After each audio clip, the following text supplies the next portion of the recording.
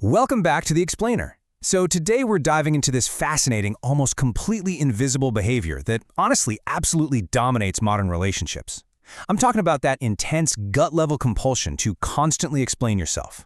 I mean, think about it for a second.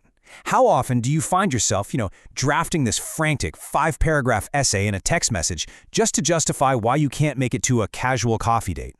It seems totally harmless, right? We kind of just brush it off as being polite or considerate. But what if this constant need to explain is actually hiding something way, way deeper? So let me just ask you directly, why exactly do we constantly explain ourselves? Well, on the surface, sure, it looks a lot like empathy, but right beneath that polite veneer, analytical psychology tells us something completely different. It suggests that this compulsion is actually the symptom of a poorly healed psychological wound. We aren't really just communicating, we're often unconsciously begging for validation. All right, that brings us to Section 1, the invisible prison, the trap of constant justification. So Carl Gustav Jung, obviously one of the foundational figures of analytical psychology, he looked at this exact pattern and saw a glaring symptom of self-neglect. He basically argued that a person who is constantly trying to convince everyone else about who they are or what they're feeling is actually seeking something they never received in the first place: permission to exist. He had this brilliant observation. In an eternal theater, the audience has more power than the protagonist. And it's so true, right? When you focus entirely on external validation, you literally start acting for others. You rationalize your own emotions just to avoid the awkwardness or discomfort of being viewed negatively. And over time, you become totally trapped in an invisible prison of your own making. You completely lose your psychological autonomy. It's like your inner reality only feels real if the audience actually applauds it. Moving right along to Section 2, the childhood wound, the roots of emotional invalidation. Okay, so where does this exhausting habit actually come from? Notice how this breaks down into a pretty tragic psychological progression. Step 1, a child's subjective experience is completely delegitimized.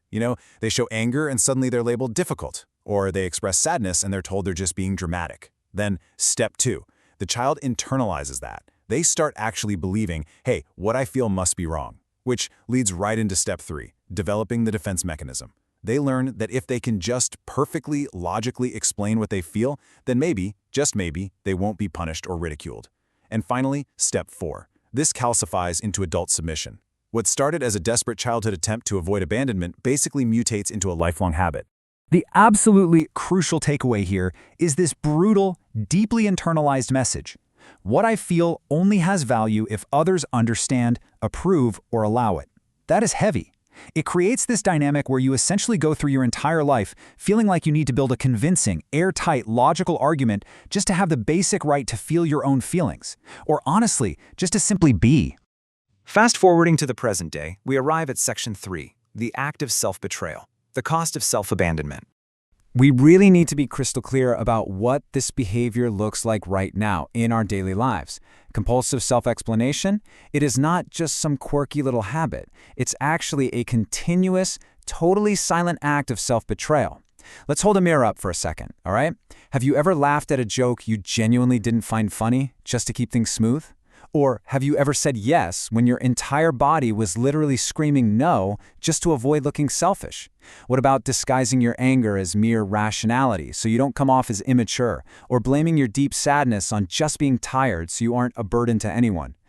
Listen, every single time you do this just to maintain some false sense of harmony, you are abandoning your own truth. You're leaving a piece of your soul behind. Jung actually warned us about this. He said this exact type of internal fragmentation leads directly to what he called neuroses. Think about it.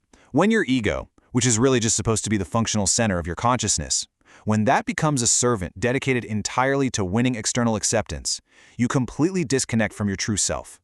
Your soul is screaming to be heard, but you just silence it for the sake of social adaptation. And the result? Deep, deep emotional exhaustion, chronic anxiety, and this lingering, heavy sense of emptiness. But the good news is, there's a way out. Let's shift to Section 4, reclaiming internal authority, developing psychological wholeness. Central to this whole solution is a core concept Jung called individuation. Basically, it's the process by which a human being truly becomes who they are. It absolutely requires breaking free from all of that external conditioning and developing what we call internal authority. It is a massive, massive shift in gravity. So instead of your center of gravity resting on the periphery, resting on what everyone else thinks of you, it drops deep down, right back into yourself. Just compare these two mindsets for a second. The compulsive explainer is totally trapped in this anxious loop, constantly asking, will they understand what I feel? They're basically negotiating their own reality. But the integrated person, the one rooted in internal authority, they simply say, this is true for me. It doesn't matter if you understand it, and it definitely doesn't need to be negotiated. It is a profound, game-changing shift from constantly performing for others to genuine, authentic expression. Now, I want to be completely honest with you guys here. This transition, it is not easy.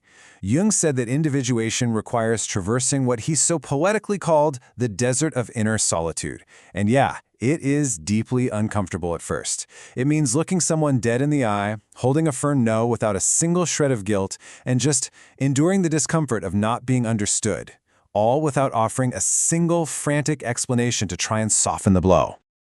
And that brings us to the final phase of our journey in Section 5, the power of silence, the transformative power of psychological integrity. Okay, so we need to completely redefine silence. Silence is not simply an absence of a response. It's not just a lack of words. Secure silence is this heavy, incredibly magnetic presence of authority. It's a stone wall. When someone expects you to bow, or to eagerly over-explain yourself, or quickly correct yourself, and you offer silence instead, wow, you immediately deactivate their entire system of psychological control. The cascading benefits of doing this are literally incredible. Think about it. Manipulators completely rely on your fear of being misunderstood. So without your panicked reactivity, they lose all their control over you. And those unbalanced relationships that relied on your constant submission, they're going to crumble. And you know what? That's actually a really good thing, because your silence acts as this amazing natural filter. It completely filters out those fragile one-sided ties and naturally makes room for relationships that are actually built on mutual respect rather than just dependence. This quote really just sums up everything. Integrated people do not convince, they communicate, right? When you operate with real psychological integrity, you are offering your truth as a gift. It's not some desperate plea for acceptance. You don't have to beg for space anymore because your internal coherence naturally occupies it. You just emanate the energy of someone who simply doesn't need permission to be exactly who they are. So as we wrap up this explainer, I really want to leave you with a question to just sit with for a bit. Think about your boundaries. Think about your emotions, your little quirks. What explanation are you finally ready to stop giving? Take a moment, let that sink in, and really reclaim your authority. Thanks so much for joining me on this journey today, and I highly, highly encourage you to start practicing the power of your own silence.